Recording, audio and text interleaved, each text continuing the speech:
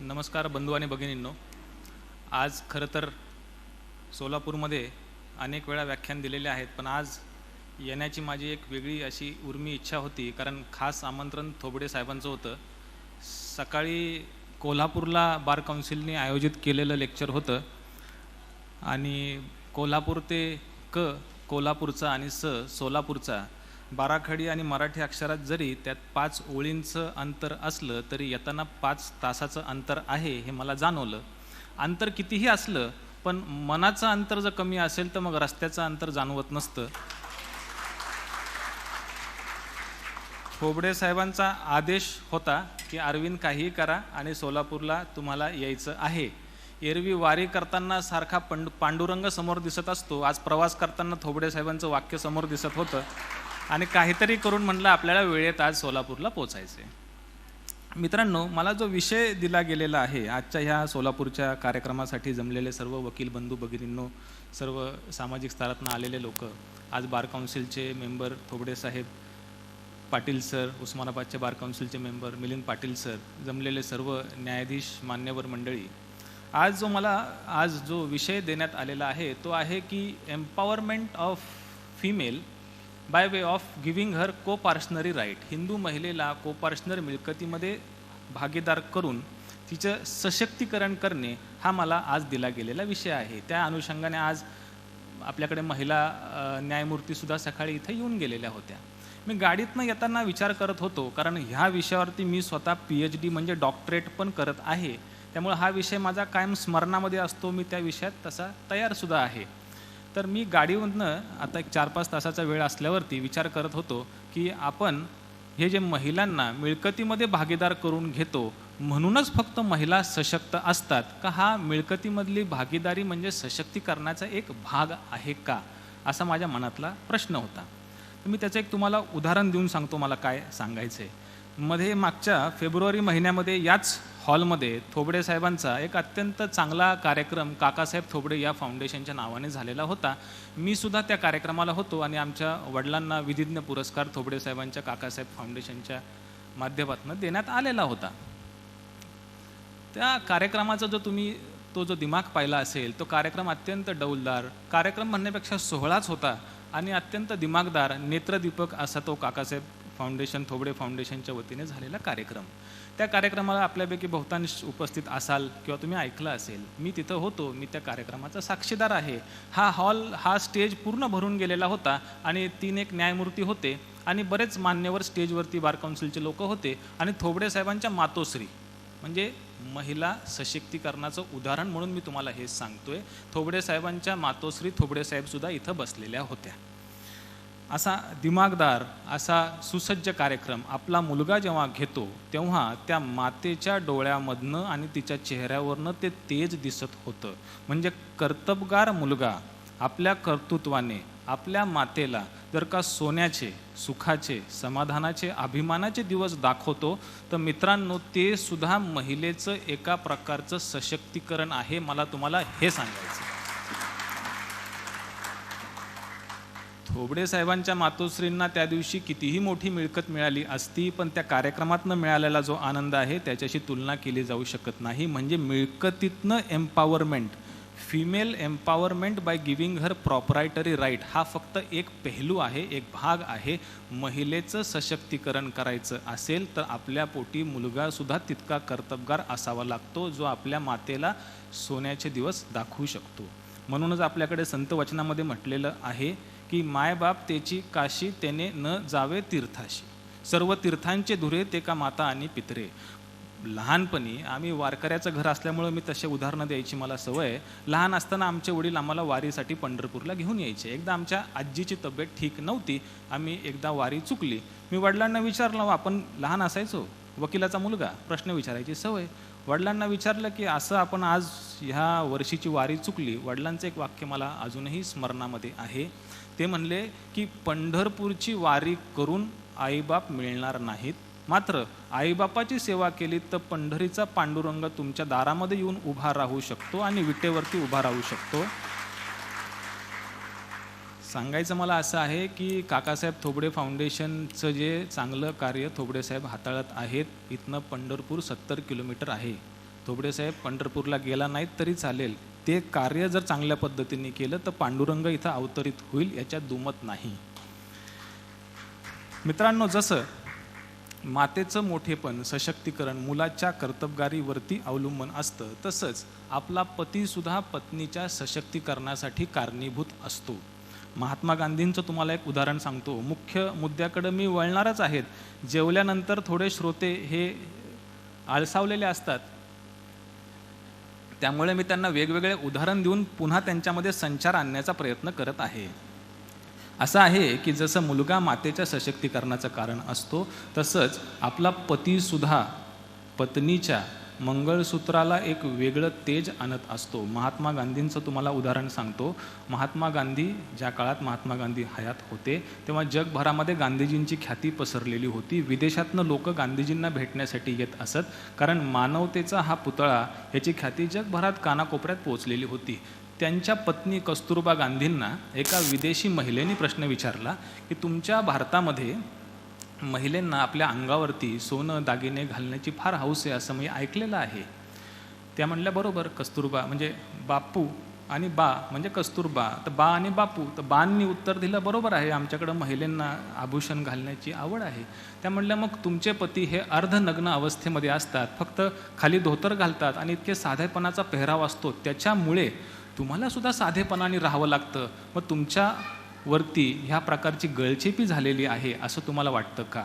कस्तुरबाने दिलेलं उत्तर मित्रांनो फार मार्मिक आहे. कस्तुरबा गांधी म्हणतात, जगात असलेले सगळे सोन्याचे आभूषण एकीकडं आणि मानवतेने माखलेला माझा नवरा एकीकडं, जो जगाला ध्रुव तारेप्रमाणे दिशा दाखवत आहे, भारताची प्रतिमा जगासमोर उज्ज्वल करत आहे, हाच जन्म काय, पुढचे 7 जन्म जरी महात्मा गांधींसारखा नवरा मला मिळाला तरी मग त्याचं माझं भाग्य समजेल, असं कस्तुरबा गांधींचं वाक्य होतं. त्यांचं पुढचं वाक्य असं होतं की माझी देवाकडं फक्त एकच प्रार्थना आहे की मरण्याच्या समयी माझ्या डोक्यावरती कुंकू असलं पाहिजे. म्हणजे सांगण्याचा मुद्दा असा आहे की पतीचं वर्तन सुद्धा असं असायला हवं की पत्नीला त्याच्यामध्ये अभिमान वाटायला हवा. सोन्याचा बहिणाबाई चौधरी म्हणतात की हरे संसार संसार, जसा गळ्यातला हार वेड्या नको म्हणू त्याला लोंढण. गळ्यातलं हे मंगळसूत्र आपल्या बायकोला लोंढणं वाटू नये, ओझं वाटू नये, याची दक्षता पतींनी घ्यायला हवी. पत्नीचं सशक्तीकरण पतीच्या कर्तबगारीमध्ये, चारित्र्यामध्ये आहे. मला हे सांगायचं होतं. मित्रांनो, मुख्य मुद्द्याकडे मी अजून 5 मिनिटांनी जाणार आहे. मुख्य मुद्द्यासाठी 1 तासाचा वेळ आहे. भारतीय, जसं पत्नी आणि पती यांच्यातले संबंध, माता पुत्र यांच्यात, तसं महिलेला जर भारतामध्ये सशक्त करायचं असेल तर त्याच्यासाठी आपल्यासारख्यांची महिलाविषयक दृष्टीसुद्धा फार महत्त्वाची असते. म्हणजे महिलांना आपण पोषक वातावरण प्रदान करायला हवं, तरच त्या सशक्त होऊ शकतात. ही आपली भारतीय संस्कृती आहे. छत्रपती शिवाजी महाराजांच्या समोर जेव्हा एखाद्या कल्याणच्या सुभेदाराची सून उभी केली जाते तर परस्त्रीमध्ये त्यांना राजमाता जिजाबाईचं मुख दिसतं, त्याचं स्वरूप दिसतं. ही आपली संस्कृती आहे. तुम्हाला मी एक छोटी कविता सांगतो आणि मग मुख्य मुद्द्याकडे वळतो, म्हणजे तुम्ही थोडेसे ह्या जेवणानंतरच्या सुस्तीतनं बाहेर याल. मित्रांनो, मध्ये एक खूप चांगला TV वरती आपल्या चित्रपट आला होता, पद्मावत नावाचा चित्रपट बहुतांश तरुण लोकांनी पाहिला असेल, वयस्क लोकांनी सुद्धा पाहिला असेल. राजस्थानमधलं चित्तोड नावाचं गाव, तिथं असणारी पद्मावती राणी आणि 12व्या शतकामध्ये अल्लाउद्दीन खिलजी अफगाणिस्तानावरनं आक्रमण करतो आणि तिच्या पतीला म्हणजे त्या रतन सिंगला कैद करून ओलीस ठेवतो आणि पत्र पाठवतो पद्मावतीला की जर तू आलीस, म्हणजे अशी एक अपमानास्पद तिच्याकडे मागणी करतो की जर तू आलीस तरच तुम्ही तुझ्या नवऱ्याला सोडेल, नाही तर त्याचा शिरच्छेद करून टाकेल. हा पिक्चर आपण सर्वांनी चित्रपटामध्ये पाहिला असेल. आणि त्या चित्रपटाच्या नंतर मग गोरा बादल हे 2 सेनानी असतात आणि त्या आपल्या राणीच्या स्वाभिमानाच्या खातर जीवाचा जोहार करतात. नरेंद्र मिश्र नावाचे कवी आहेत, उत्तरेतले कवी. त्यांची ह्या चित्रपट, आता आपण चित्रपट बघतो पण मी ती कविता पण त्या नरेंद्र मिश्रांची वाचली होती. ती कविता आपण कायम लक्षात ठेवण्यासारखी आहे. ती आपल्या भारतीय संस्कृतीचं दर्शक आहे. ती कविता अशी आहे की दोहराता हूँ सुनो रक्त से लिखी हुई कुर्बानी, जिसके कारण मिट्टी भी चंदन है हिंदुस्तानी. रावल रतन सिंह को छल से कैद किया खिलजी ने, काल मिट गई मित्रों से दगा किया खिलजी ने। फिर चित्तौड़गढ़ पर खिलजी का एक संदेशा आया, जिसको सुनकर शक्ति शौर्य पर फिर अंधियारा छाया। 10 दिन के भीतर न यदि पद्मिनी का डोला आया, न रूप की रानी को तुमने यदि दिल्ली पहुंचाया, तो रावल रतन सिंह का शीश कटा पाओगे, शाही शर्त न मानी तो पीछे पछताओगे। यह दारुण संवाद लहर सा दौड़ गया रण भर में, कि बिजली की तरह क्षितिज से फैल गया अंबर में। महारानी हिल गई, शक्ति का सिंहासन डोला था सतीत्व मजबूर, जुल्म विजयी स्वर में बोला था। पर रुष्ट हुए बैठे थे सेनापति गोरा रणधीर, जिनसे रन में भय खाती थी खिलजी की शमशीर। अन्य अनेकों मेवाड़ी योद्धा, मार्मिक कविता है, अन्य अनेकों मेवाड़ी योद्धा रण छोड़ गए थे, रावल रतन सिंह से युद्ध नीति नाता तोड़ गए थे। रानी ने प्रथम वीर गोरा को खोज निकाला, वन वन भटक रहा था मन में तिरस्कार की ज्वाला। रानी ने गोरा को खिलजी का पैगाम सुनाया, पर वीरता का अपमानित उसका ज्वर न मिट पाया। कहा मैं तो बहुत तुच्छ हूँ, राजनीति क्या जानूँ, सत्ता का निर्वासित हूँ, राजमुकुट का हट कैसे पहचानू। तो गोरा जो त्यांचा सेनापती असतो तो राजावरती नाराज झालेला असतो, जंगलात निघून गेलेला असतो। खिलजीचं पत्र येतं, राणी त्याला शोधते आणि खिलजीचं पत्र वाचून दाखवते। तो तो म्हणतो की मैं तो बहुत तुच्छ हूँ, राजनीति क्या जानूँ, सत्ता का निर्वासित हूँ, राजमुकुट का हट कैसे पहचानूँ। रानी त्याला सांगते, राजा जी ने जो कहा किया वो माफ़ करो सेनानी, यह कहकर गोरा के कदमों में झुकी पद्मिनी रानी। ती राणी पतीच्या वतीने त्याची माफी मागण्यासाठी त्याच्या पाया पडते। तो गोरा म्हणजे आपल्या भारतीय संस्कृतीचं दर्शक, तो गोरा म्हणतो हे ये क्या करती हो, पीछे हटकर गोरा बोला, और राजपूती गरिमा का उसमें धक धक उठाता शोला। महारानी हो तुम सिसोदिया कुल की जगदंबा हो। तो त्या महिलेचं वर्णन कशा शब्दात करतो बघा। महारानी हो तुम सिसोदिया कुल की जगदंबा हो, प्राण प्रतिष्ठा एक लिंग की ज्योति अग्निगंधा हो। जब तक गोरा के कंधों पे दुर्जय शीश रहेगा, महाकाल म्हणजे शंकर, महाकाल से भी राणा का मस्तक नहीं कटेगा। तुम निश्चिंत रहो महलों में और देखो समर भवानी, और खिलजी देखेगा केसरिया तलवारों का पानी। एक लिंग की शपथ महाराणा वापस आएंगे, महाप्रलय के घोर प्रबंजन भी उनको ना रोक पाएंगे। शब्द शब्द मेवाड़ी सेनापति का था तूफानी, जैसे शंकर के डमरू से जाग उठी वीर भवानी। दोहराता हूँ सुनो रक्त से लिखी हुई कुर्बानी, जिसके कारण मिट्टी भी चंदन है हिंदुस्तानी।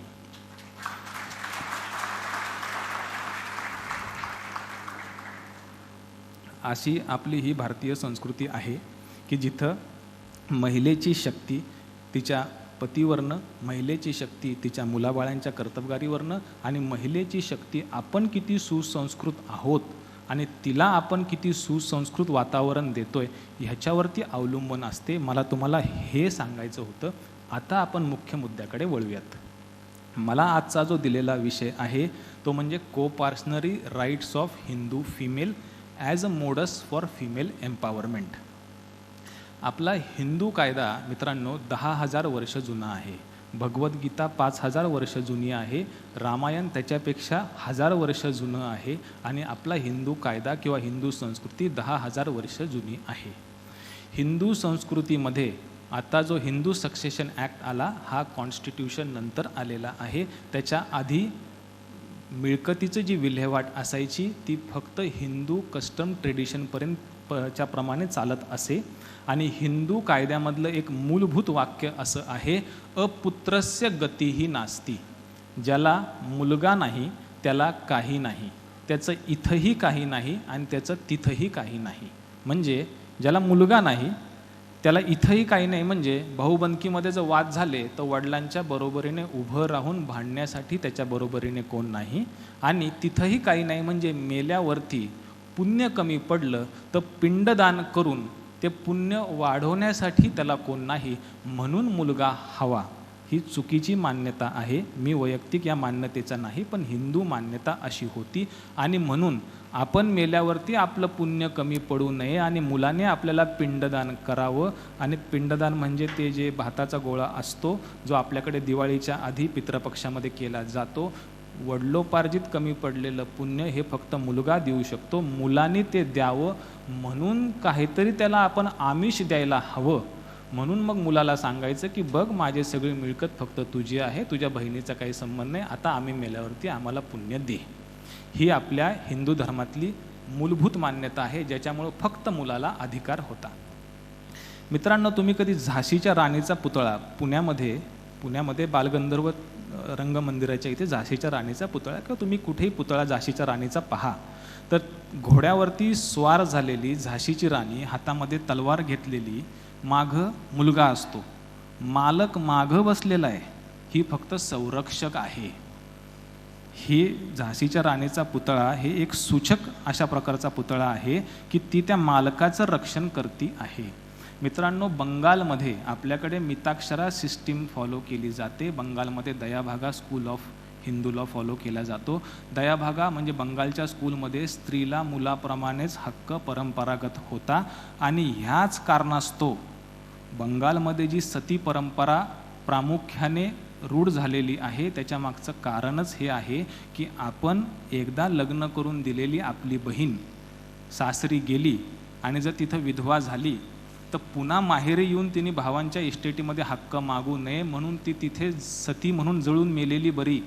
म्हणून बंगालमध्ये सती परंपरा प्रामुख्याने फॉलो केली जात होती. सती परंपरेच्या मागे सुद्धा मिळकतीमधला समान अधिकार हेच कारण होतं. आपल्याकडे महिलेंना पुरुषांसारखं, हिंदू महिलेला हिंदू पुरुषासारखं कोपार्शनरी मिळकतीमध्ये हिस्सेदार बनवावं. जेव्हा पार्लमेंटरी डिबेट चाललेल्या होत्या 1955-56 साली succession act, Hindu succession act यायच्या वेळी, तेव्हा डॉक्टर बाबासाहेब आंबेडकर आणि पंडित जवाहरलाल नेहरू यांच्यामध्ये मतभेद झालेले होते. आंबेडकर साहेबांचं मत असं होतं की हिंदू महिलेला सुद्धा मुलासारखाच हक्क द्यायचा, पण तेव्हा हे मत त्यांचं प्रचलित झालं नाही, मान्य झालं नाही, म्हणून आंबेडकर साहेबांनी राजीनामा दिलेला होता लॉ मिनिस्ट्रीचा. मित्रांनो, तुम्हाला ऐकून आश्चर्य वाटेल, मी इथं उभा राहून महिलांच्या कोपार्शनरी राईट्सची वकिली आत्ता करत आहे, पण जेव्हा हिंदू सक्सेशन ॲक्ट पार्लमेंटमध्ये डिबेटसाठी ठेवलेला होता, महिलांना हक्क नकोत याची वकिली करणाऱ्या महिलाच होत्या. म्हणजे आपण जे टी व्हीवरती सास बहू सिरियल बघतो हे आत्ताचं नाही, हे तेव्हापासूनच आहे. महिलांना हक्क नकोत हे सांगणाऱ्या महिला खासदारच लोकसभेतल्या होत्या, हे मला तुम्हाला सांगायचं आहे. तर ह्या आपल्या अशा हिंदू ट्रेडिशनल लॉप्रमाणे अपुत्रस्य गती ही नास्ती, फक्त मुलालाच मिळकतीमध्ये अधिकार, स्त्रीला नाही. इंग्रजांचं जसं भारतामध्ये साम्राज्य वाढलं, 1937 साली पहिल्यांदा हिंदू महिलेला लिमिटेड प्रोप्रायटरी राईट्स देण्यात आले. तिला पूर्णपणे मालक, आधी तर काहीच नव्हतं. 1937 साली कमीत कमी तिला लिमिटेड स्वरूपाचं, जर मुलगा नसेल आणि जर ती विधवा एकटी घरामध्ये असेल तर जोपर्यंत ती जिवंत आहे तोपर्यंत तिने घरामध्ये राहायचं, आणि मग एखादा पुतण्या किंवा जर नंतर तिला समजा कोणी वारसदार झाला तर ती मिळकत त्याला देऊन टाकायची. तिला विकण्याचा अधिकार नव्हता, फक्त रेजिडन्स आणि फक्त तिला मेंटेनन्सचा अधिकार 1937च्या कायद्याने होता. सगळ्यात पहिली क्रांती जी हिंदू महिलांच्या मिळकतीबद्दलची झाली ती हिंदू सक्सेशन ॲक्ट 1956नी आणली. हिंदू सक्सेशन ॲक्ट 1956 मधला जो सेक्शन 6 ह्यांनी ह्या हिंदू महिलांना क्लास 1 एअर बनवलं, को पार्टनर बनवलेलं नव्हतं. म्हणजे section 6 of Hindu succession act असं सांगतो की whenever a male Hindu dies after commencement of this act, having at the time of his death any share in the Mitakshara co-parsonary property, same shall devolve upon the surviving members by survivorship and not as per the act. जरी 56चा कायदा आलेला होता तरी सुद्धा सर्वायवरशिपचंच principal लागू व्हायचं, महिलांना अधिकार नव्हता. फक्त सेक्शन 6 मध्ये प्रोव्हाइडेड दॅट हे 2 शब्दांच्यामुळे पुन्हा क्रांती घडली. आणि जर का सेक्शन 6 प्रोव्हाइडेड दॅट असं सांगतो की if the male is succeeded by a female heir class 1 or male heir claiming through the female heir class 1, मग तिचं टेस्टामेंटरी किंवा इंटेस्टेड सक्सेशन करायचं. समजायला अवघड आहे, मी सोपं करून तुम्हाला उदाहरण देऊन सांगतो. असं उदाहरण घ्या, वडील आहे, मुलगा आहे आणि मुलगी आहे. तर 56चा कायदा हा महिलांसाठी फायदेशीर होता, पण पूर्णपणे फायदेशीर नव्हता.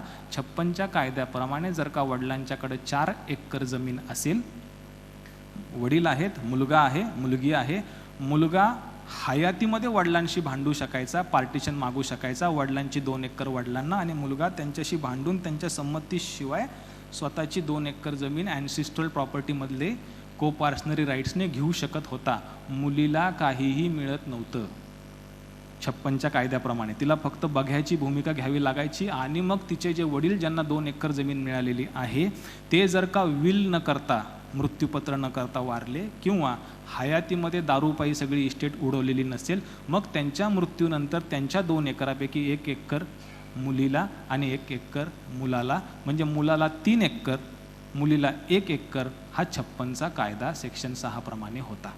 मुलीला पार्टिशन मागता येत नव्हतं, मुलीला वडिलांच्या मरण्याची वाट बघावी लागत होती, मुलीला ह्या 56च्या कायद्याप्रमाणे वडिलांच्या वरती निर्भर राहावं लागत होतं. महिलांना जरी आमच्या या हिंदू भगिनींना कायदे मंडळांनी अधिकार दिले असतील, पण ते अधिकार फक्त कागदावरचे असायचे, हे लॉ कमिशनला जाणवायला लागलं. आणि म्हणून पुण्या इथल्या ILS कॉलेजमध्ये 2005 मे 2000 साली लॉ कमिशनची गठन झाली, आणि 174वा लॉ कमिशनचा रिपोर्ट देण्यात आला, आणि तेव्हा आता हिंदू महिलेला आपण सशक्त करायला हवं असं त्या लॉ कमिशनची मागणी होती. आणि तेव्हा 2005 साली 9/9/2005 या दिवशी प्रथमतः अमेंडमेंट करण्यात आली, आणि मुलीला, हिंदू मुलीला मुलासारखा हिस्सेदार को-पार्सनरी प्रॉपर्टीमध्ये करण्यात आला. ही 2005ची अमेंडमेंट. 1956 पासून 2005 पर्यंत मुलगी ॲन्सिस्ट्रल प्रॉपर्टीमध्ये पार्टिशन मागवू शकत नव्हती. 2005 साली पहिल्यांदा मुलीला को-पार्टनर करण्यात आलं, सेक्शन 6 अमेंड करण्यात आला, आणि सेक्शन 6 असं सांगतो, नवीन 2005चा amended section 6, on and from commencement of the Hindu amendment act, the male whenever the on and from commencement of the Hindu Amendment Act, daughter of the co-partner shall by birth become co-partner, पहिलं वाक्य, पुढचं वाक्य, and shall have the same rights in the co-partnery property as if son. 2005च्या कायद्याप्रमाणे Hindu मुलीला मुलाचा दर्जा देण्यात आला. जन्मताना जरी ती मुलगी म्हणून जन्मली असेल तरी कायद्याच्या नजरेमध्ये ती मुलगाच आहे असं तुम्ही अर्थ लावायचा. आता हा कायदा पार्लमेंटनी पास केला. पार्लमेंट कायदा पास करून मोकळं होतं, पण कायद्याचा अर्थ लावायचा कसा असं म्हटलं जातं. The power of the lawyer is in the uncertainty of the law. कायदा जर का 2+2 4 इतका सोपा असला असता तर आमच्यासारख्या काळ्या कोट घातलेल्या वकिलांची सुप्रीम कोर्टात गरज पडली नसती. कायदा एवढा सोपा नसतो. वकिलीची गुणसंपदा घेऊन त्या कायद्याचा कीस काढतात आणि वेगवेगळे अर्थ लावतात. म्हणून सुप्रीम कोर्ट सुद्धा ह्या कायद्याचा अर्थ लावताना 15 वर्ष कन्फ्युजनमध्ये होती, आणि अंततः विनीता शर्माचं जजमेंट सुप्रीम कोर्टाकडनं आलं. 15 वर्ष सुप्रीम कोर्टालाही कळत नव्हतं की ह्या कायद्याचा अर्थ लावायचा कसा. म्हणजे 2005ची अमेंडमेंट मुलीला को-पार्सनरी मुलासारखं करण्यात आलेलं होतं, आणि जॉईंट फॅमिली प्रॉपर्टीमध्ये हिस्सेदार करण्यात आलेलं होतं. पहिला प्रश्न असा होता, मुलगी म्हणजे कोणती मुलगी? 2005ला जन्मलेली मुलगी का एखादी आपल्या घरातली आत्या की जी 1956ला पण जन्मली असेल त्यांना पण आपल्या मिळकतीमध्ये अधिकार द्यायचा? असे वेगवेगळे क्लिष्ट प्रश्न सुप्रीम कोर्टासमोर होते, आणि 4 केस लॉचा जन्म सुप्रीम कोर्टासमोर झाला. पहिली म्हणजे प्रकाश वर्सेस फुलवती. प्रकाश वर्सेस फुलवतीच्या केसमध्ये 2005ची ही जी अमेंडमेंट होती की on and from commencement of this act, daughter of the coparcener shall by birth become coparcener and shall have the same rights in the coparcenary property as if son. हे वाक्यांचा अर्थ लावायचा कसा, हे त्या प्रकाश वर्सेस फुलवतीच्या केसमध्ये सुप्रीम कोर्टासमोर प्रश्न होता. आणि 2016 साली सुप्रीम कोर्टाने प्रकाश वर्सेस फुलवतीच्या केसमध्ये सांगितलं की ट्रिपल टेस्ट फॉलो करायची. ट्रिपल टेस्ट म्हणजे मुलगी 9/9/2005 साली जिवंत हवी. दुसरी टेस्ट म्हणजे वडील जिवंत हवेत, त्या मुलीचे वडील जिवंत हवेत.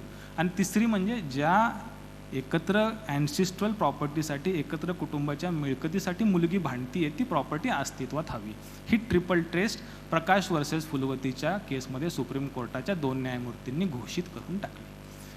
पण मी जसं म्हटलं तसं कायदा दिसायला जरी सोपा असला तरी अस्तित्वात कायदा एवढा सोपा नसतो. आणि लगेच सुप्रीम कोर्टाने 2 वर्षातच कोलांटी उडी मारली आणि पुढची केस दानम्मा वर्सेस अमर. दानम्मा वर्सेस अमर ही सुप्रीम कोर्टासमोर 2018 साली आलेली केस. सुप्रीम कोर्टाने पुन्हा कोलांटी उडी मारली आणि सुप्रीम कोर्टाने असं सांगितलं की ते ट्रिपल टेस्ट फॉलो करायचं कारण नाही. मुलगी जिवंत हवी, वडील जिवंत नसतील तरी चालेल, पण प्रॉपर्टी अस्तित्वात असायला हवी. म्हणजे प्रकाश वर्सेस फुलवतीमध्ये वडील पण हवे होते, मुलगी हवी होती, प्रॉपर्टी हवी होती. दानम्माच्या केसमध्ये 2 वर्षातच कोलांटी उडी मारली आणि सुप्रीम कोर्ट म्हणलं मुलगी जिवंत हवी 9/9/2005ला, वडील नसतील तरी चालेल आणि प्रॉपर्टी अस्तित्वात असायला हवी. ही झाली दानम्माची केस. लगेचच 2-3 महिन्यामध्ये मंगमल नावाची केस आली, Mangammal versus TB Raju. Mangammal versus TB राजूच्या केसमध्ये पुन्हा सुप्रीम कोर्टाने कोलांटी उडी मारली आणि सांगितलं अरे नाही, ते डबल टेस्ट नको, आपण पुन्हा ट्रिपल टेस्ट म्हणजे प्रकाश वर्सेस फुलवती फॉलो करायला हवं. प्रकाश वर्सेस फुलवतीमधलं जे महत्त्वाचं गोल्डन वाक्य असं आहे, लिव्हिंग डॉटर्स ऑफ लिव्हिंग को पार्टनर. प्रकाश वर्सेस फुलवती त्याच्यातलं जे गोल्डन वाक्य आहे ते म्हणजे लिव्हिंग डॉटर्स ऑफ लिव्हिंग को पार्टनर. हे पुन्हा सुप्रीम कोर्टाने कोलांटी उडी मारली आणि मंगमलच्या केसमध्ये ते फॉलो केलं.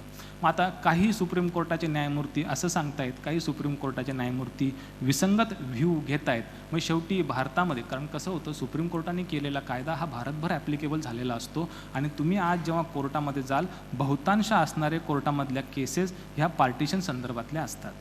हा आपला अनुभव आहे. ह्याच्यामुळे भारतामध्ये खालच्या न्यायमूर्तींना कळत नसे की आता आपण सुप्रीम कोर्टाच्या कोणत्या न्यायमूर्तींच्याकडे आदर्श म्हणून पाहायचं. आणि मग तेव्हा त्यांनी रेफरन्स केला होता, म्हणजे दिल्ली हायकोर्टाच्या असं म्हटलं जातं की दिल्ली हायकोर्ट आणि सुप्रीम कोर्ट ह्याच्यामध्ये फक्त एक रस्ता आहे. इकडून जर दगड मारला, म्हणजे खरं मारायचा नसतो पण मारला अशी म्हण आहे, तर तो दगड सुप्रीम कोर्टापर्यंत जातो. तर दिल्ली हायकोर्टामध्ये विनीता शर्मा, राकेश शर्मा ह्या केसचा जन्म झाला आणि दिल्ली हायकोर्टाच्या एका न्यायमूर्तींनी ते डिव्हिजन बेंचकडे पाठवलं. डिव्हिजन बेंच म्हणलं अरे हे काय आमच्या अखत्यारीतलं काम नाही, देऊ सुप्रीम कोर्टाच्याकडे पाठवून. आणि त्यांनी सर्टिफिकेट ऑफ फिटनेस जे राज्यघटनेमध्ये असतं त्याच्याप्रमाणे सर्टिफिकेट दिलं की आता ही डोकेदुखी तुम्ही तुमच्या खांद्यावरती घ्या आणि निकाल लावा, कारण संभ्रमसुद्धा सुप्रीम कोर्टानेच तयार केलेला आहे. आणि विनीता शर्मा वर्सेस राकेश शर्मा हे जे 2000 साली आलेलं जस्टिस अरुण मिश्रा यांच्या अध्यक्षतेखालचं 3 न्यायमूर्तींचं हे जे सुप्रीम कोर्टाचं जजमेंट आहे ते आत्ताचं भारतामध्ये असणारं ह्याच्याबद्दलचं करंट लिगल प्रपोजिशन आहे. ते जजमेंट असं सांगतं, Vineeta Sharma, Rakesh Sharma, rights of Hindu daughters in coparcenary property, की daughter should be alive, father need not be alive, and joint family or ancestral or co-parsonary property should be in existence. Property असली पाहिजे, मुलगी असली पाहिजे, वडील नसतील तरी काही हरकत नाही. पुढे ते असं सांगतात की पार्टिशन म्हणजे काय, ह्याची सुद्धा व्याख्या त्यांनी दिलेली आहे की पार्टिशन म्हणजे काय. तर पार्टिशनचा दावा जरी दाखल झालेला असेल भावाभावांमधला, प्रिलिमिनरी डिग्री पास झालेली असेल पण फायनल डिग्री पास झालेली नसेल, तरीसुद्धा बहिणीला त्या दाव्यामध्ये घुसखोरी करता येते आणि हक्क मागता येतो. मित्रांनो, 2च प्रकारचे दावे असे असतात की जिथं 2दा डिग्री पास होते, एक मॉर्गेज आणि एक पार्टिशन, की जिथं प्रिलिमिनरी आणि फायनल डिग्री अशा 2 डिग्री पास होतात. प्रिलिमिनरी डिग्री पार्टिशनमध्ये फक्त शेअर्सचं फिक्सेशन असतं आणि फायनल डिग्रीमध्ये division or partition by metes and bounds केलेलं असतं. ही जी प्रक्रिया आहे प्रिलिमिनरी टू फायनल डिग्री, ह्याच्यामधली स्टेज असेल तरीसुद्धा बहिणीला हक्क मागता येतो. सुप्रीम कोर्टाने विनीता शर्मा, राकेश शर्माच्या केसमध्ये सांगून दिलेलं आहे. आणि पार्टिशनची व्याख्या काय ह्याच्याबद्दल सुद्धा सुप्रीम कोर्ट सांगतं की पार्टिशन म्हणजे कायद्यामध्ये 2 पार्टिशन, सुप्रीम कोर्टाने त्याच्यामध्ये 3रं पार्टिशन स्वतःहून जजमेंटच्या द्वारे नवीन व्याख्या तयार केलेली आहे की partition by decree of the court. ते पार्टिशन म्हणजे ह्या कायद्याला अभिप्रेत असणारं partition. Partition by registered deed as per the registration act 1908, 1908च्या रजिस्ट्रेशन ॲक्टप्रमाणे रजिस्टर्ड ॲग्रीमेंटनी केलेलं पार्टिशन हे आम्ही ग्राह्य धरतो. तिसरं आणि फार महत्त्वाचं की जे आपण लक्षात ठेवायला हवं, आपल्या मुहफसील साईडला वकिली करणाऱ्या वकिलांना माहीत असेल, आपल्याकडे खेडोपाड्यातले लोक हे तोंडी पार्टिशन करतात, त्याला ओरल पार्टिशन म्हणतो. आणि सेक्शन 85 MLRC प्रमाणे फक्त जाऊन ते तक्ता नोंद करतात. ह्या पार्टिशनला सुद्धा सुप्रीम कोर्टाने मान्यता दिलेली आहे. Oral partition which is substantiated by public document and effected as if decree of court that is also determined to be a partition. अशा 3 प्रकारची पार्टिशनची व्याख्या सुप्रीम कोर्टाने केलेली आहे. हे म्हणजे विनीता शर्मा, राकेश शर्मा.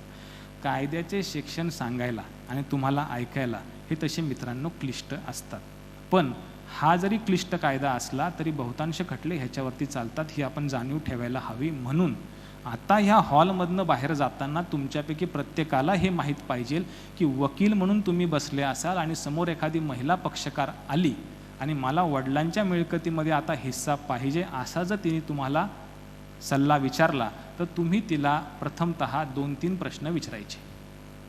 कसं असतं, आपण लेक्चर का ठेवत असतो त्याच्या मागची तुम्हाला भूमिका सांगतो. मी तुम्हाला आता जे काही सांगतोय हे विनीता शर्मा, राकेश शर्माचं जर तुम्ही जजमेंट काढलं ते 50-60 पानं चालले तर हे मी जे सांगतो हे तुम्हालाही कळणार, बरोबर आहे की नाही. लेक्चर का ठेवायचं आणि का ऐकायचं असतं, कारण तुम्हाला जे 60 पानं वाचून कळणार आहे हे जर मी तुम्हाला 6 वाक्यात सांगणार असेल तर तुमचा वेळही वाचतो आणि तुम्हाला सुसंगत पद्धतीने ते कळतं सुद्धा. ही त्याच्यामागची धारणा असते. ह्या हॉलमधनं बाहेर जाताना वकील म्हणून तुम्ही लक्षात ठेवायला हवं की एखादी महिला तुमच्यासमोर येऊन बसली आणि वडिलांच्या मिळकतीमध्ये हक्क पाहिजे असं तिने विचारलं, तिला पहिला प्रश्न विचारायचा की 9/9/2000च्या दिवशी बाई तू जिवंत होतीस, म्हणजे ती किंवा तिचा मुलगा जर आला तर तू जिवंत होतीस का. जर ती हो म्हटली तर पहिली टेस्ट पास झाली. वडिलांचं काहीच विचारायचं नाही, मिळकत अस्तित्वात आहे का. जर ती हो म्हटली तर मग तिला त्याच्यामध्ये अधिकार मिळणार. पण हा पण फार महत्त्वाचा आहे. तिला हे सगळं विचारण्याच्या आधी हा प्रश्न विचारायचा की तू महाराष्ट्रातली महिला आहेस का मध्य प्रदेशमधली महिला आहेस. महाराष्ट्रामधल्या महिलांना महाराष्ट्र राज्यामध्ये झालेली अमेंडमेंट हे केंद्र सरकारला 11 वर्ष लागली. आपल्याकडे 94 सालीच ही अमेंडमेंट झालेली होती. महाराष्ट्रामधली जी अमेंडमेंट आहे ती 22 जून 1994 साली महाराष्ट्रामध्ये अमेंडमेंट झालेली होती. आणि हा जो 2005चा जो काटा आहे घड्याळीचा, हा महाराष्ट्रासाठी मागं फिरवायचा आणि 94 साली आणून ठेवायचा. 94 सालची अमेंडमेंट अशी आहे की 22 जून 94ला महाराष्ट्रामधली मुलगी जर पक्षकार असेल मग तिला पुढचा प्रश्न विचारायचा की तू त्या दिवशी अविवाहित होतीस का विवाहित होती.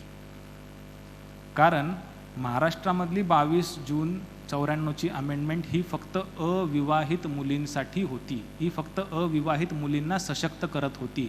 22 जून 94ला महाराष्ट्रामधली अविवाहित मुलगी मुलासारखी होती. एक उदाहरण देऊन सांगतो. समजा 2 जुळ्या बहिणी आहेत. जुळ्या आपल्याकडे मे जूनमध्ये लग्न होत असतात. एखाद्या बहिणीचं लग्न जर 20 जूनला झालेलं असेल आणि एखाद्या बहिणीचं लग्न जर का 23 जून 94ला झालेलं असेल आणि दोन्ही बहिणी गाडीतनं एकत्र चाललेल्या आहेत आणि 98 साली कुठंतरी कार ॲक्सिडेंट झाला. पृथ्वीवरती येताना जुळ्या असलेल्या एकत्र बहिणी जुळ्या म्हणून आल्या आणि ॲक्सिडेंटमध्ये दोन्ही बहिणी एकत्र हा जग सोडून पृथ्वी सोडून निघून गेल्या. जाताना मात्र दोघींच्या जाण्यामध्ये जमीन आसमानचा फरक आहे. 98 साली जर दोन्ही बहिणी वारल्या असतील तर ह्याचा अर्थ असा होतो की 94च्या, वाक्य नीट ऐका, 94च्या आधीची विवाहित मुलगी तिला अधिकार नाही, कारण तिने 2005 पर्यंत जिवंत असणं गरजेचं होतं. मात्र 22 जून 94ला अविवाहित मुलगी तिला त्या दिवशीच हक्क मिळालेला आहे. तिला ह्या अमेंडमेंटची, म्हणजे ही जी 2009-2005ची अमेंडमेंट आहे याची वाट पाहायची गरज नव्हती. हा मुद्दा आपल्या सर्वांच्या लक्षात आलेला आहे. त्यामुळे मित्रांनो, हे आहे आपली प्रकाश वर्सेस फुलवतीपासून Vinita Sharma, Rakesh Sharma, daughters as co partner हा त्यांचा असलेला आपल्या हिंदू सक्सेशन ॲक्ट 1956 प्लस त्याच्यामध्ये 2005ची अमेंडमेंटमुळं त्यांना मिळालेला अधिकार. मित्रांनो, त्याच्या पुढचा जो मुद्दा आहे तो म्हणजे मुलीला करता होता येतं का. हिंदू फॅमिलीमध्ये करता हा जो शब्द आहे, आपण बऱ्याच वेळा आपल्या घरी कोणी पाहुणे आले आणि मुलगा जर कॉलेजला जायला किंवा लग्नाच्या वयाचा किंवा लग्न झालेलं असेल तर बाप सांगतो हा आता आमच्या घरचा करता पुरुष आहे. हे आपण विनोदाने म्हणतो, पण को पार्सनरी हिंदू कायद्यामध्ये कर्त्याची व्याख्या ही वेगळी आहे. कर्ता हा फक्त को पार्सनर असतो, सिनियर मोस्ट को पार्सनर असतो. कर्त्याला 2 अधिकार प्रामुख्याने असतात, ते म्हणजे को पार्सनरी कर्ता म्हणजे मॅनेजर नाही, कर्ता म्हणजे ट्रस्टी नाही. कर्ता ही हिंदू व्याख्येतली अत्यंत क्लिष्ट अशी समजूत आहे. कर्ता म्हणजे त्याला 2 अधिकार असतात. कर्ता को पार्सनरी प्रॉपर्टीसाठी विशेष अधिकार स्वतःकडे बाळगतो, त्याची विल्हेवाट लावू शकतो सर्वांच्या वतीने. आणि दुसरं म्हणजे कर्ता हा बाहेरच्यांशी वर्तन करताना त्या एकत्र कुटुंबाचा चेहरा असतो. रिप्रेझेंटेटिव्ह कपॅसिटीमध्ये तो आउटसाइडर्सशी ॲक्ट करतो. ही कायद्याची असणारी कर्त्याची व्याख्या आहे. को पार्सनरी प्रॉपर्टीमध्ये कर्ता 3 प्रकारचे काम करतो. को पार्सनरी प्रॉपर्टीची विल्हेवाट लावताना ती म्हणजे एखादं कुटुंबावरती कर्ज असेल, त्याला अँटीसिडंट डेट असणारं कर्ज, त्याच्यासाठी तो इतरांच्या संमतीशिवाय को पार्सनरी प्रॉपर्टी करता विकू शकतो. बेटरमेंट ऑफ इस्टेट म्हणजे आपल्या मिळकतीची बेटरमेंट करण्यासाठी कुठं एकत्र कुटुंबाचं घर बांधायचं असेल, 2-5 एकर जमीन सगळ्यांची ते करण्याचा अधिकार कर्त्याला आहे. आणि लिगल नेसेसिटी, कुटुंबात एखादी समजा अडचण आलेली असेल, कुणाचं कॅन्सर ऑपरेशन असेल, तेव्हा एकत्र कुटुंबाची काही मिळकत विकून आईवडिलांचं ऑपरेशन, तो अधिकारसुद्धा कर्त्याला आहे. हे फक्त कर्ता करू शकतो. आता मुद्दा असा होता ह्या अमेंडमेंटच्या नंतर की मुलीला तुम्ही को पार्सनर केलं, ती आता वडिलांच्या कुटुंबात कर्ता होऊ शकते का? माझा मुद्दा तुमच्या लक्षात आला? मित्रांनो, आपण ह्या प्रश्नाकडे जाण्याच्या आधी एक लक्षात ठेवायला हवं की हिंदू जॉईंट फॅमिली म्हणजे काय. Descendants of common ancestor, married females to the male members म्हणजे लग्न करून आलेल्या महिला, आणि ह्याच्यातनं वगळायचं कुणाला तर आपल्या घरातल्या मुली ज्या बाहेर लग्न करून गेलेल्या आहेत. आपल्या घरातनं लग्न करून बाहेर गेलेली मुलगी आपल्या जॉईंट फॅमिलीचा भाग नाही, पण ती आता को पार्सनर आहे. लग्न करून ती आता नवऱ्याच्या घरी राहती आहे. तशी मुलगी नवऱ्याच्या घरात राहून माहेरच्या इस्टेटीमध्ये लुडबुड करू शकते का आणि कर्ता म्हणून आपलं अस्तित्व गाजवू शकते का? हा मला सांगण्याचा मुद्दा आहे. हा तुम्ही लक्षात घ्या. आणि हा सध्या सुप्रीम कोर्टासमोर प्रलंबित आहे. सुप्रीम कोर्टाच्या समोर असणारी सुजाता शर्मा मनू गुप्ता, दिल्ली हायकोर्टाने दिलेली केस. कसं आहे, दिल्ली म्हणायला राज्य आहे पण ते मोठं शहर आहे. दिल्लीच्या आसपास मोठे मोठे फार्म हाऊस आहेत. तो नो कन्स्ट्रक्शन झोन आहे. कित्येक मिळकती 100-200 कोटी रुपयाच्या असतात दिल्लीच्या बाहेरच्या. तिथं मोठे मोठे फार्म हाऊस असतात. तर ही जी सुजाता शर्मा मनू गुप्ता नावाची ही जी केस आहे, ही दिल्ली हायकोर्टासमोर होती.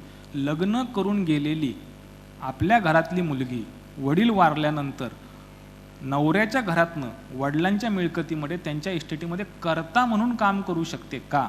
तर दिल्ली हायकोर्टाच्या नजमा वजिरी नावाच्या न्यायमूर्तींचं म्हणणं असं होतं की हो, लग्न झालेली सासरी राहणारी विवाहित मुलगी को पार्सनरी आहे वडिलांच्या मिळकतीमध्ये, जॉईंट फॅमिलीची मेंबर आहे नवऱ्याच्या फॅमिलीमधली. म्हणजे लक्षात घ्या, जॉईंट फॅमिलीमध्ये नवऱ्याच्याकडं ती मोडते, को पार्सनर म्हणून वडिलांच्याकडं मोडते.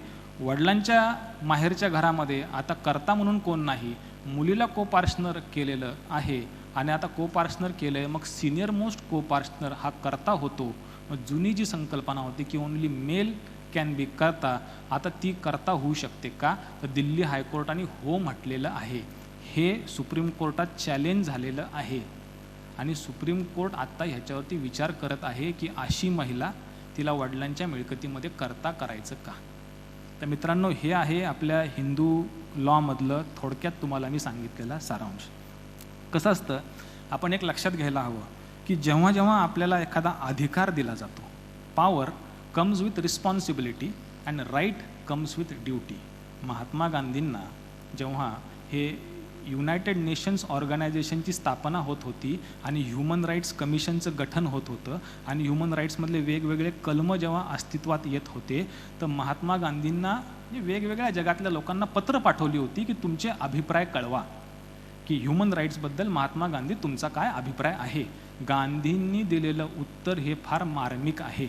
ते म्हणले, मला ह्याच्यातलं फार काही कळत नाही, पण माझी आई म्हणजे my illiterate but wise mother, she used to tell me कि when you want to secure rights for all, there are not only rights but they are accompanied by duty. गांधींचं म्हणणं असं होतं की मी काय एवढा हुशार नाही, मला तुम्ही पत्रांनी हे विचारताय. माझी आई मला असं सांगायची, माझी निरक्षर पण विवेकशील आईचं असं वाक्य होतं की अरे गांधी, जर का आपल्याला सगळ्यांना हक्क द्यायचे असतील, राईट्स द्यायचे असतील, तर फक्त हक्क देऊन चालत नाही, त्याचबरोबरीने जबाबदारी त्यांच्या खांद्यावरती टाकावी लागते. बहुतांश वेळा किंचितभर जास्त जबाबदारी द्यावी लागते.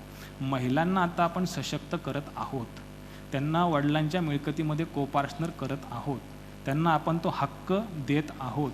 या सशक्तीकरणाबरोबर त्यांच्यावरती आता ही जबाबदारीसुद्धा आहे की जसं वडिलांच्या मिळकतीमध्ये तुम्ही कोपार्टनर म्हणून पार्टिशन मागू शकता, तर जो 10वा ग्रह असतो म्हणजे जावई, दामादहा दशमग्रह असं म्हटलं जातं, 9 ग्रह आणि 10वा ग्रह जावई.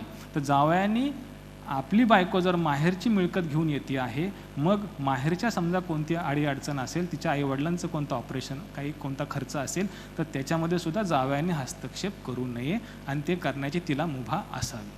मित्रांनो, असं आहे की आपल्याकडे इथलं मला सोलापूरचं माहीत नाही, पण सध्या ह्या कोविडच्या काळामध्ये पुण्यामध्ये एकाच प्रकारच्या वकिलांची वकिली फार चांगली चाललेली आहे, ती म्हणजे फॅमिली कोर्टातले वकील.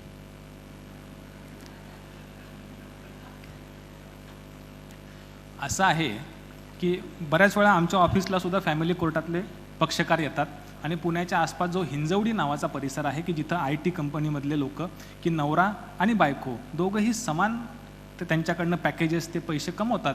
मग बायकोला असं वाटतं की मी का कमीपणा घ्यायचा, घरात समजा मी आले तर मीच का चहा करायचा. ह्या अशा क्षुल्लक कारणावरनं सुद्धा पुण्याच्या कोर्टामध्ये डिवोर्सचे प्रकरणं प्रलंबित आहे. म्हणजे आमच्याकडं आता खरं तर मी एक फार आधी कविता वाचली होती की ही कविता खरं पुण्याच्या फॅमिली कोर्टात लावायला हवी. ढेरे मॅडमसुद्धा त्या पुण्याच्या कोर्टाच्या ओपनिंगसाठी मागच्या महिन्यात आलेल्या होत्या, रेवती ढेरे मोहिते मॅडम. कविता अशी आहे की जन्मोजन्मीचे वैर काढत आपण एकमेकांशी भांडत असतो आणि कोण म्हणतं लग्नाच्या गाठी देव स्वर्गात बांधत असतो. पूर्ण ऐकून घ्या. लग्नापूर्वीचे गुलाबी दिवस लग्नानंतर राहत नाहीत, एकदा लग्न लावून दिलं की देवही खाली पाहत नाही. लग्नापूर्वीचा हुशार नवरा भलताच मूर्ख वाटायला लागतो आणि तिच्या प्रेमळ चेहऱ्यावरचा तो मुखोटा हळूहळू फाटायला लागतो.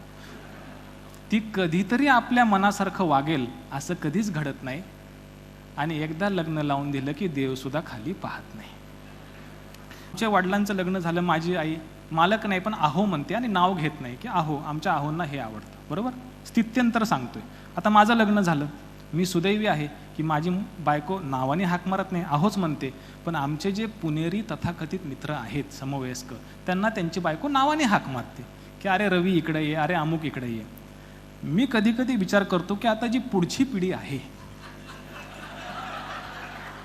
अरे गाढवा इकडे ये.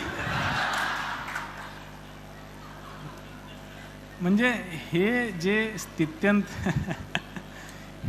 स्थित्यंतर झालेले आहेत हे बहुतांश असं आढळतं की महिला सशक्त झाल्यात म्हणून झालेले आहेत. तर मित्रांनो, असं आपण समजण्याचं कारण नाही. महिला भगिनींनी हे कायम लक्षात ठेवायला हवं की जशी तुम्हाला एखादा हक्क प्रदान केलेला आहे त्याबरोबरीने समवयस्क तुमच्याबरोबर अशी एक जबाबदारी देण्यात आलेली आहे. अशा वेळीच तर आपण आपला समतोल ठेवायचा असतो आणि कुटुंबाची आपली घडी बिघडून द्यायची नसते. आपल्याकडे अशिक्षित असणाऱ्या बहिणाबाईसुद्धा फार उत्कृष्ट कवयित्री होत्या, बहिणाबाई चौधरी. त्या सांगतात, हरे संसार संसार वेड्या गळ्यातला हार, नको म्हणू त्याला लोंढणं. हरे संसार संसार जसा तवा चुल्यावर, आधी हाताला चटके मग मिळते भाकर. आता भाकरी कोणी खात नाही आणि पिझ्झा बर्गरच्या जमान्यामुळे ही अडचण झालेली आहे असं मला वाटतं. तर मित्रांनो, बोलण्यासारख्या बऱ्याच माझ्याकडं किती वेळ आहे थोबडे साहेब? अजून म्हणजे एक 10-15 मिनटं आहे का थांबवायचं आहे? 5-10 मिनटं का? बरं, 5-10 मिनटंच. कारण माझ्याकडे फार इंटरेस्टिंग केस तुम्हाला आवडली असती त्या दृष्टिकोनातून मी सांगणार होतो. मला एक 10 मिनटं द्या, जज साहेब थांबतील ना तोपर्यंत. इतर वेळी कसं असतं की कोर्टामध्ये आम्हाला न्यायाधीश बोलून देत नसतात. आता संधी मिळालेली आहे.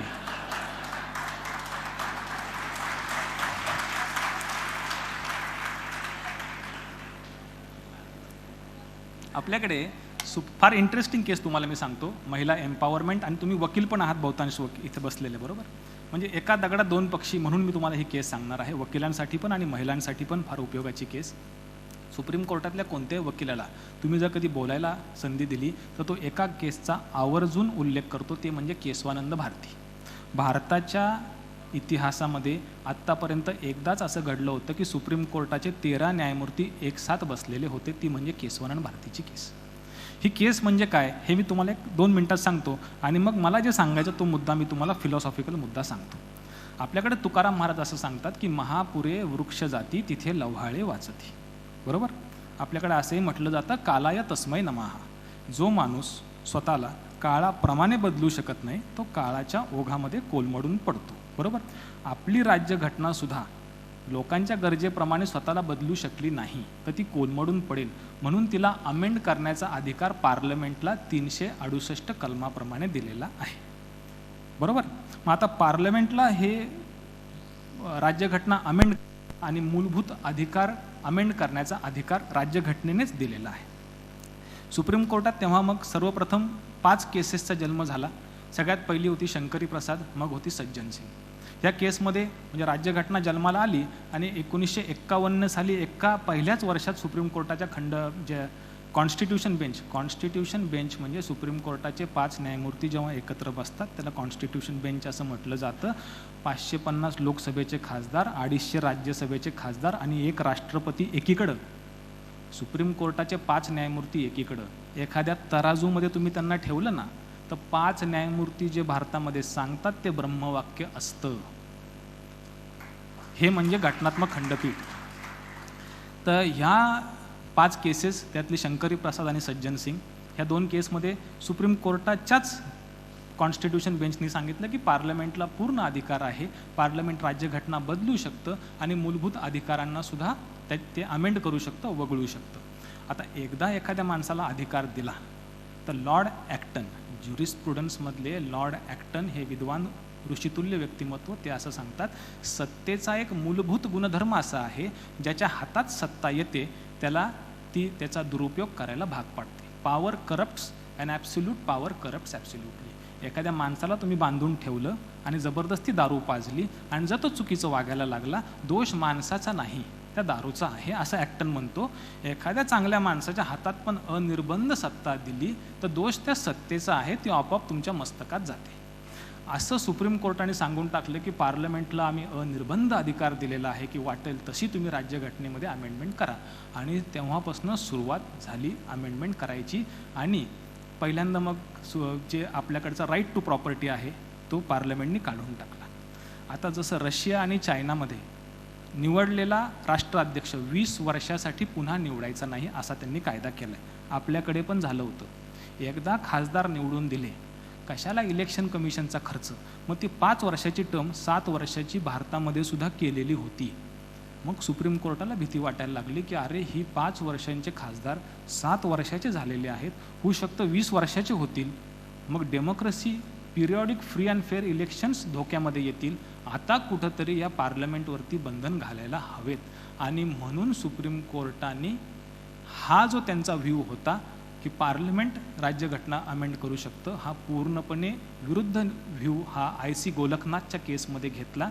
IC गोलकनाथच्या 11 न्यायमूर्तींच्या खंडपीठाने सांगितलं की पार्लमेंट घटना अमेंड करू शकत नाही आणि मूलभूत अधिकारांना हात लावू शकत नाही.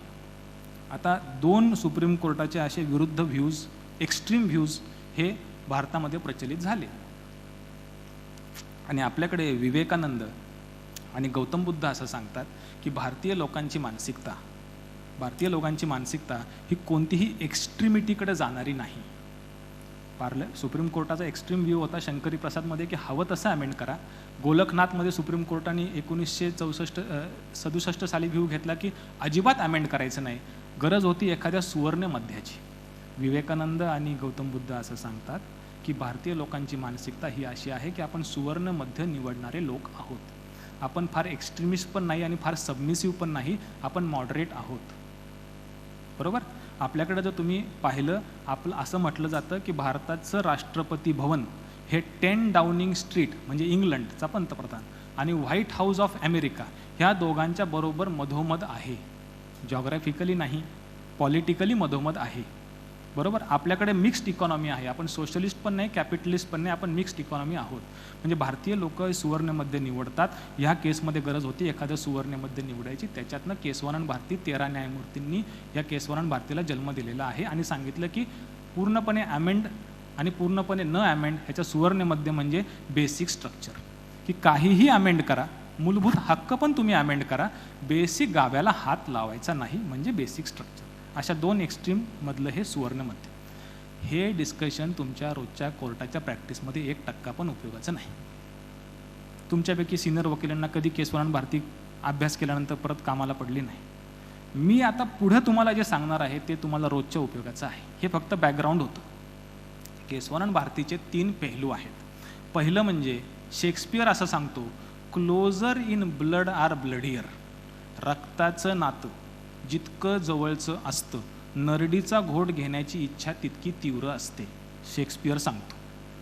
तुमचे वाद बांधावरनं चुलत भावाशी होतात, दिल्लीला राहणाऱ्या माणसाशी होत नाहीत. बरोबर.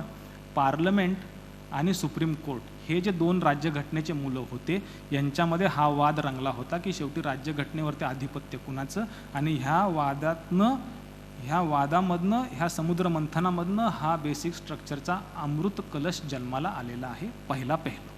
दुसरं आणि फार महत्त्वाचं, महिलांसाठी मला दिलेला विषय फिमेल एम्पॉवरमेंटचा आहे. असं आहे की बेसिक स्ट्रक्चर थिअरी ही कहाणी आहे एका महिला शक्तीची. म्हणजे महिला चूल आणि मूल याच्या पलीकडे जाऊन महिला एक समाजातली शक्ती आहे. हातामध्ये पुस्तक घेतलं तर ती सावित्रीबाई फुले आहे, हातात तलवार घेतलं तर झाशीची राणी लक्ष्मीबाई आहे, मांडीवरच्या मुलाला घडवलं वाढवलं तर ती राजमाता जिजाबाई आहे, आणि राजकारणात जर महिला उतरली तर ती प्रियदर्शिनी इंदिरा गांधी आहे. भारतातली, मी काय त्यांच्या पक्षातला माणूस नाही, भारतातल्या ज्या तेव्हाच्या महिला पंतप्रधान इंदिरा गांधी होत्या, त्यांच्यामुळे बेसिक स्ट्रक्चरचा जन्म झालेला आहे. आपल्या प्रत्येक राजकीय आकांक्षांच्या मध्ये सुप्रीम कोर्ट हे घटनेचं पुस्तक घेऊन मध्ये उभं राहते. या महिलेने त्या पुस्तकाची पानं फाडायला सुरू करून टाकली, अमेंडमेंट करायला सुरू करून टाकली. ह्या महिलेला आवर घालण्यासाठी 13 लोकांना बसावं लागलं. मला तुम्हाला हे सांगायचं. म्हणजे महिला शक्तीची बेसिक स्ट्रक्चर ही कहाणी आहे. आणि तिसरा पैलू, बेसिक स्ट्रक्चरचा तिसरा पैलू असा आहे, फार इंटरेस्टिंग वकिलांसाठी. एका दगडात 2 पक्षी, एक पक्षी मारला, दुसरा पक्षी तुम्हाला सांगतो. बेसिक स्ट्रक्चरचा तिसरा पैलू असा आहे की जेव्हा 13 न्यायमूर्ती एकसाथ तिथं बसलेले होते, त्यांच्यासमोर अनेक दिवस वकिली करणारा एक वकील म्हणजे नानी पालखीवाला. नानी पालखीवाला सुप्रीम कोर्टातले अत्यंत दिग्गज वकील होते. अनेक आठवडे ते एकटे 13 न्यायमूर्तींच्या समोर वकिली करत होते आपल्यासाठी, आपल्या मूलभूत हक्कांसाठी, आणि त्याच्यातनं बेसिक स्ट्रक्चर जन्माला आलेलं आहे. आर्ग्युमेंट संपल्यानंतर 13 न्यायमूर्ती एक वाच्यतेने म्हटले की पालखीवाला आता असेच वरती चालत या, आम्ही एक खुर्ची टाकतो, 14वी खुर्ची, आमच्यातले एक होऊन जा, म्हणजे तुम्हाला आम्ही डायरेक्टली सुप्रीम कोर्ट जज म्हणून एलिव्हेट करतो. पालखीवालांनी ती त्यांची दिलेली जी ऑफर होती सन्मानपूर्वक आणि नम्रतेने अमान्य केलेली होती की पुन्हा कधी जर माझ्या भारतीय नागरिकांच्या वरती त्यांच्या मूलभूत हक्कांना गदा आली तर त्यांच्या वतीने वकिली करणारा कोणतरी हवा, म्हणून मला तुम्ही वकील म्हणून राहून द्या, मला जज व्हायचं नाही. काळा कोट घातलेला वकील समाजातली एक शक्ती आहे. जगाचा इतिहास असं सांगतो की जेव्हा जेव्हा स्वातंत्र्य लढा झालेला आहे, वकील माणसं त्याच्यामध्ये अग्रस्थानी होते. भारताच्या इतिहासामध्ये सुद्धा आपलं जर इंडिपेंडन्स हिस्ट्री आहे, जर तुम्ही त्याचा अभ्यास केला, जुन्या पिढीतील प्रथम श्रेणीचे सर्व विद्वान नेते हे वकील होते. चित्तरंजन दास बॅरिस्टर होते, महात्मा गांधी बॅरिस्टर होते, पंडित जवाहरलाल नेहरू बॅरिस्टर होते, आंबेडकर सावरकर बॅरिस्टर होते. कायद्याच्या अभ्यासाशिवाय बुद्धीला प्रगल्भता नाही अशी तेव्हाची तरी मान्यता होती. मित्रांनो, वकील हा समाजातला एक जबाबदार नागरिक असतो. मला तुम्हाला हे सांगायचं होतं. एक अजून तुम्हाला सांगतो की वकिलाच्या पक्षकाराकडनं काही अपेक्षा असतात आणि समाजाकडनं पण काही अपेक्षा असतात. पक्षकाराला तुम्ही कोणत्या दर्जाचे वकील आहात, अरविंद आव्हाड परदेशातनं LLM करून आलेले आहेत का, त्याच्याशी देणं घेणं नसतं. मी तुरुंगात आहे, मला तुम्ही जामीन देऊ शकता का, तर तुम्ही मोठे वकील, असं पक्षकार तुम्हाला सांगतो. हे पक्षकाराची अपेक्षा असते. तुम्हाला एक थोडक्यात सांगतो की पक्षकारांसाठीचा वकील कसा असतो. अकबर, वेळ आहे ना, एक 5-10 मिनटं फक्त, कोणाला बोर होणार नाही याची मी दक्षता घेतो. पक्षकारांना कोणता वकील हवा असतो? आपल्याकडे नवीन वकिलांना निशाणी 5 आणि बेल ॲप्लिकेशन म्हणजेच वकिली असा गैरसमज आहे. वकील म्हणजे फक्त निशाणी 5 आणि बेल ॲप्लिकेशनवाला नाही. अकबर आणि जोधाबाई म्हणजे बेगम अशा बसलेल्या असतात. बिरबल तिथं चालत येतो. अकबरला लहर येते बादशाला. तो म्हणतो, बताओ बिरबल, मेरे पाव हसीन है की बेगम के पाव हसीन है? माझे पाय सुंदर आहेत का माझ्या बायकोचे राणीचे पाय सुंदर आहेत? बिरबल हुशार, निशाणी 5 बेलमधला वकील, तो फार चटकन आणि एकदम मार्मिक उत्तर देतो, बादशाह आपसे, तुमच्यापेक्षा, आपसे बेगम के पाव हसीन है. ती राणी खुश होते की बादशाहपेक्षा माझे पाय सुंदर आहेत. ते आत चहापाणी आणण्यासाठी निघून जाते. मग तो बादशाह म्हणतो, अरे बिरबला, तू मनसबदार माझा, 9 रत्नातला एक रत्न माझा, खातोस माझं आणि गातोस राणीचं, असं कसं काय म्हणलं की आपसे बेगम के पाव? तो म्हणला, तुम्ही नीट ऐकलं नाही महाराज.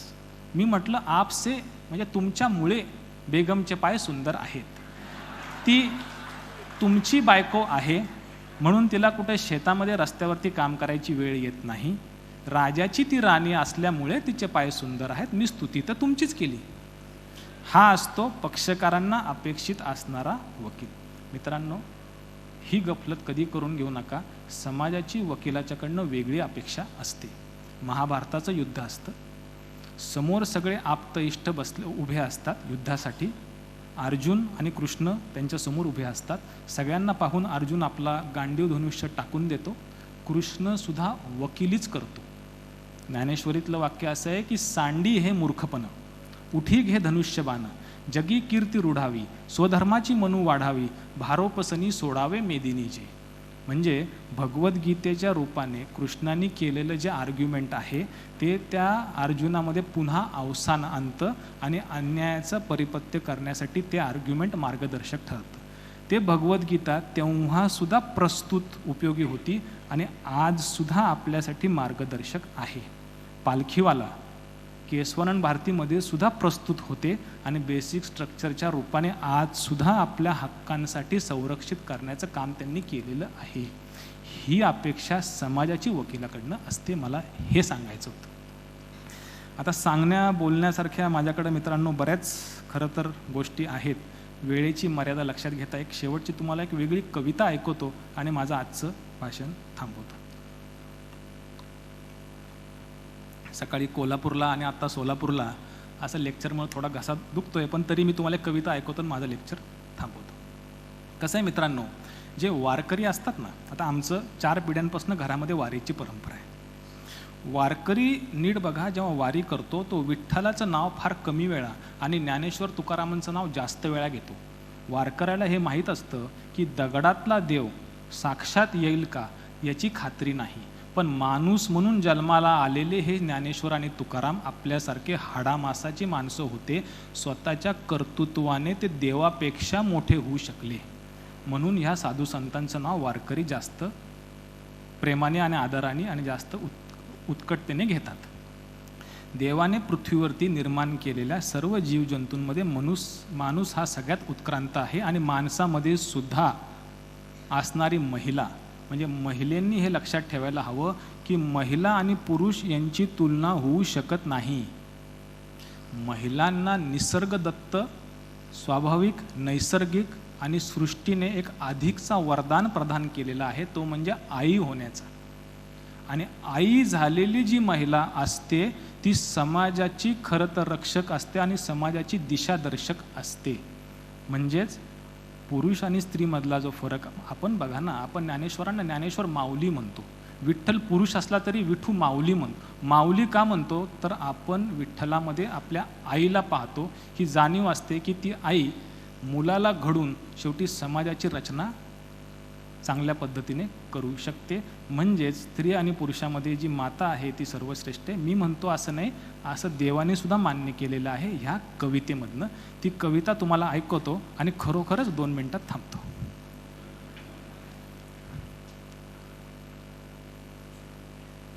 असं आहे नामदेव महाराज, त्यांची आई गोनाई आणि विठ्ठल अशा तिघांमधला हा संवाद आहे. मी लहानपणी, ही काय माझी कविता नाही, कुठून तरी मी वाचली होती, लिहून ठेवलेली होती आणि ती मला कधी पण स्मरणामध्ये असते. नामदेव, गोनाई आणि विठ्ठल ह्या तिघांमधला हा संवाद, तीही कविता. ती आई गोनाई म्हणते, अरे उठ उठ नामदेवा, किती झोपशील, सण दिवाळीचा आहे पहिली पहाट, तेल सुगंधी लावून तुझी मालिश करीन, मग उठणे लावून तुला आंघोळ घालीन. नामदेव म्हणतात, आई आई काग मला एक सांगशील, माझ्या संगे त्या विठ्ठलाला पण का आंघोळ घालशील. आहे की ग तो मुलगा बिचारा, नाही की ग त्याला आई, आईचा चेहराही कसा त्या विठ्ठलाला ठाऊक की नाही. ती गोनाई रागवते, त्या काळ्या विठ्या वाचूनी तुला दुसरं सुचत का काही, त्या काळ्या विठ्या वाचूनी तुला दुसरं सुचत का काही, अरे आईचं नाव साधं तुझ्या मुखात येत नाही. नामदेव म्हणतात, तसं नाही गाई, विठ्ठलाच्या मूर्तीमध्ये तू दिसतेस मला आणि तुझ्यामध्ये दिसतो मला श्रीरंग सावळा. आई म्हणते, नको लाडी गुडी लावू, जा स्नान घरात आता, पाठोपाठ मी आले, कडक पाणी तापता. ती पाणी तापवण्यासाठी आई जाते. आई घरात जाता ध्यास विठ्ठलाचा लागला, तसा धावत पळत नामदेव मंदिरात गेला. नामदेवाची लागता चाहुल साक्षात प्रकटले पांडुरंग, नामा म्हणे अरे विठू चल घरी माझ्या संग, सण आहे दिवाळीचा करू फराळ, आई आपल्याला घालेल आंघोळ.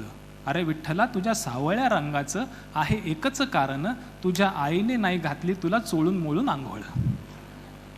आता विठ्ठलालाही वाटतं की अरे आईचं सौख्य, आईचं प्रेम, आंघोळ फराळ वगैरे. तो म्हणतो, मला ह्या लोकांनी फार वीट आणलेला आहे, युगे 28 मी त्या विटेवरती उभा आहे, आता तू इथं उभा राहा बदली कामगार म्हणून, मी तुझ्या घरी जातो आणि तुझ्या आईच्या मातृत्वाचं सगळं सौख्य घेतो. मग ते नामदेवाला उभा करतो आणि विठ्ठल घरी जातो. त्याच्या नाहनी घरात म्हणजे आंघोळीच्या खोलीमध्ये जाऊन विठ्ठल बसतो की आता आई येईल आणि मला नामदेवासारखी आंघोळ घालेल. काढलेस का रे कपडे, हाक गोनाईची आली, तसे वस्त्र काढण्यास विठ्ठलाने सुरुवात केली. कडक पाणी घेऊन या येता, कडाडली गोनाई तिथं विठ्ठलाला पाहता, इथं आलास की रे तू कसा, कुठं माझा नामदेव, बोल की रे विठ्या तुला भरली का हिव. शब्द फुटेनासा झाला, अंग कापर भरलं, ब्रह्मांडाच्या नायकाला शेवटी ब्रह्मांड आठवलं. तो घाबरला विठ्ठल, आता आई रागवली, आता बोलायचं काय. पण शेवटी विठ्ठल सुद्धा कृष्ण विष्णू यांचा अवतार, तो राजकारणी, बोलायला चतुर. मग विठ्ठल त्या आईला प्रलोभन देतो, शब्दामध्ये गुंतवतो की नामदेवाऐवजी मला आंघोळ घालशील, साऱ्या विश्वात पहिली भाग्यवान ठरशील, असं विठ्ठल तिला सांगतो. आईने दिलेलं उत्तर फार महत्त्वाचं आहे, मला तुम्हाला ते सांगायचं होतं.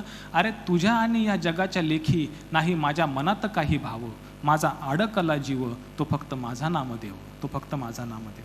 तुझ्या अजून थोडी पुढं आहे कविता, तुझ्या भक्तीने नको जगात मला प्रसिद्धी ही, साऱ्या विश्वाने ओळखावे मला नाम्याची गोनाई, मला नाम्याची गोनाई. पण शेवटी ती आई असते, तिला पण कळवळा येतो की अरे हा पण आपल्या मुलासारखा मुलगा आहे, ह्याला आई नाही असं हा म्हणतोय, तर घालू ह्याला पण आंघोळ. ती उत्तर काय ते त्याला पुढं असं सांगते की तुझ्या मनातली इच्छा पुरी करीन मी देवा, देव पण विसरूनी माझ्या पोटी जन्म घ्यायला हवा. मातेचं मोठेपण देवालाही पटलं, मातेचं, मी म्हणतोय असं नाही, महिला देवाने सांगितलंय, मातेचं मोठेपण देवालाही पटलं, त्या आईच्यासाठी ब्रह्मांडाच्या मालकाला पुन्हा लहान व्हावंसं वाटलं, लहान व्हावंसं वाटलं.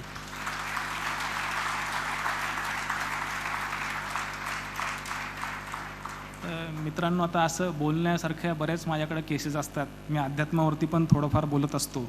मला आमच्या वडिलांनी एक चांगली सवय लावून ठेवली होती की समर्थ रामदास सांगतात, दिसामागे काहीतरी लिहावे, प्रसंगी अखंडित वाचावे. मला जे काही चांगलं कुणाचे वाक्य वाचनात, पेपर जिथं कुठं सापडतील मी वहीमध्ये लिहून ठेवतो. असं कुठं व्याख्यान असेल की ते वाचतो, आपोआप स्मरणामध्ये राहतं. तुम्हीही तसं जर केलं, कारण मला सुप्रीम कोर्टाचे 400-500 केस लॉ कायम लक्षात असतात. अशा ज्या कविता मी तुम्हाला ऐकवल्या, अशा एक 5-25 कविता आत्तासुद्धा माझ्या लक्षात असतात. याच्यात माझा मोठेपणा नाही, हे तुम्ही सुद्धा करू शकता. फक्त एक शिस्तबद्ध तुम्ही उपक्रम राबवलात तर, ते म्हणजे एक वही करणे आणि व्यवस्थित त्याच्यामध्ये टिप्पण करणे. आज खरं मला इथं बोलवलं थोबडे साहेबांच्या आग्रहास्तव, आदेशामुळे खरं मला आज कोल्हापूरवरनं इथपर्यंत यावं लागलं आणि आनंद आहे. थोबडे साहेबांचे आमच्या अत्यंत जिव्हाळ्याचे संबंध आहेत. थोबडे साहेबांनी मला आज इथे बोलवलं, आपण सर्वांनी, कारण एक वकील दुसऱ्या वकिलाचं तेही इतका वेळ आणि तेही जेवल्यानंतर असं थांबून ऐकून घेणं इतकं साधी सहज गोष्ट नाही. आपण सर्वजण इथं शांतपणे बसलात. त्यामुळे मी आपणा सर्वांचा बोलवलं म्हणून या सर्व आयोजित मंडळींचा मी आभारी आहे. धन्यवाद.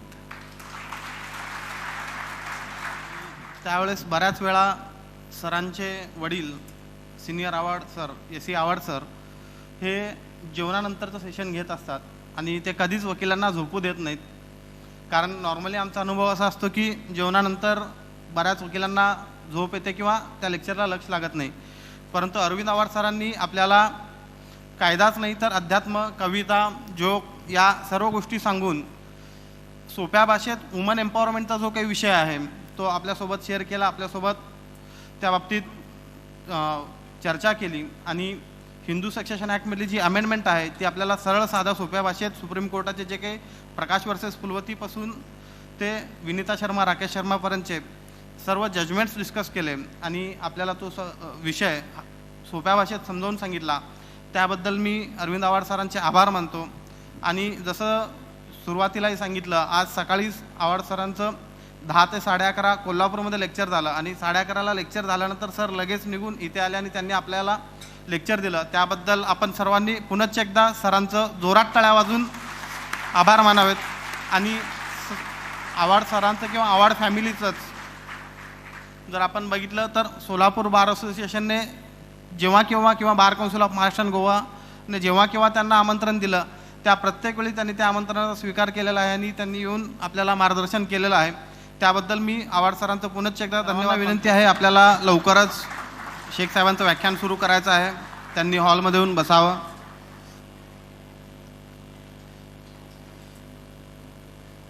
शेख साहेबांचं व्याख्यान सुरू करण्यापूर्वी हा कार्यक्रम यशस्वी करण्यासाठी ज्या तालुका बार असोसिएशनच्या अध्यक्षांनी मदत केली आणि हा कार्यक्रम यशस्वी केला त्या सर्व तालुका बार असोसिएशनच्या अध्यक्षांचा सत्कार बार काउन्सिल ऑफ महाराष्ट्र आणि गोवाचे सदस्य ॲडव्होकेट मिलिंद थोबडे सर आणि सोलापूर बार असोसिएशनचे अध्यक्ष निलेश टोकडे सर यांच्या हस्ते होणार आहे.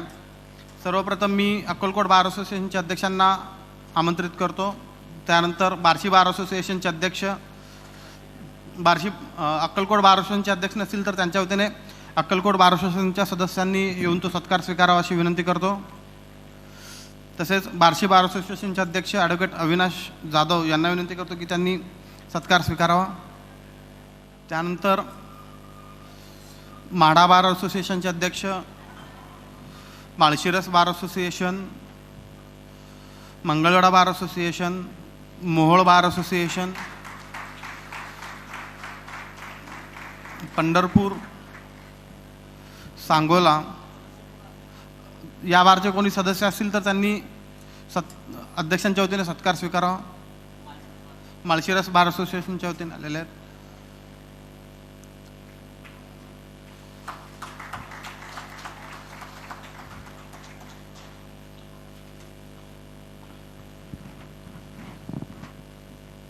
त्यांच्या सर्व सहकाऱ्यांना विनंती करतो की त्यांनी थोबडे सरांचा सत्कार करावा.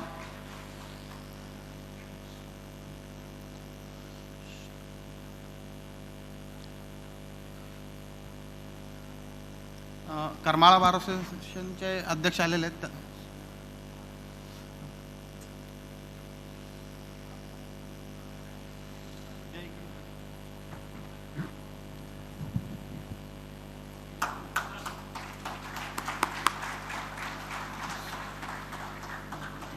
आपले वक्ते आदरणीय श्री शेख सर हे विराजमान झालेले आहेत व्यासपीठावरील. त्यांचं मनोगत मार्गदर्शन सुरू करण्यापूर्वी मी सोलापूर बार असोसिएशनचे अध्यक्ष माननीय निलेश ठोकळे सरांना विनंती करतो की सरांनी शेख सरांचं मोमेंटो आणि पुष्पगुच्छ देऊन स्वागत व सत्कार करावा.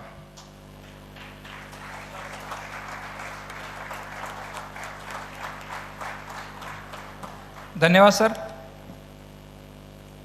या दिवसभराच्या कार्यक्रमातला या शेवटच्या सत्रातला हा जो कार्यक्रम आहे, हा कार्यक्रमचा विषय आहे डिझोल्युशन ऑफ मुस्लिम मॅरेज. हा अत्यंत महत्त्वाचा विषय आहे.